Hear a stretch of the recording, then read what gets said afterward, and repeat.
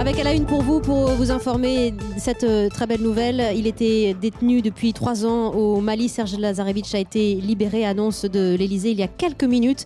Nous sommes avec vous, Didier François, grand reporter et spécialiste de ces questions de défense. Bonjour Didier. Bonjour. Première question, est-ce qu'on sait comment il va, Serge Lazarevic ? Écoutez, pour l'instant, on n'a pas de nouvelles. La seule chose qu'on sait, c'est qu'il est sorti, ce qui est quand même une excellente nouvelle. Franchement, c'est le dernier otage français qui restait détenu depuis 3 ans dans des conditions absolument abominables.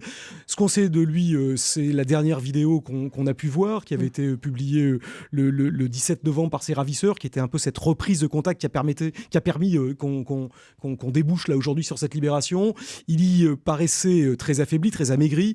Il se plaignait de différentes pathologies qui sont un peu inhérentes aussi à la détention, qui est toujours très rude et dans des conditions climatiques et d'environnement difficiles. Mais enfin, il était capable de parler. Il était inquiet, certes, mais là, je pense que ça va aller mieux dès qu'il va sortir. Bien sûr, et c'est vrai que cette vidéo, elle avait nourri quelques espoirs. On disait finalement, les ravisseurs sont en phase de négociation, d'une main tendue certaine. C'est-à-dire qu'on avait quand même une énorme crainte dans la région après l'assassinat d'Hervé Gourdel en Algérie par un groupe qui, lui, avait fait allégeance à l'État islamique en Irak et en Syrie. On savait effectivement que Serge Lazarevic était détenu par un autre groupe qui, lui, n'avait pas fait cette allégeance-là. Mais la question se posait de savoir si c'était effectivement une prise de contact pour négocier ou une menace.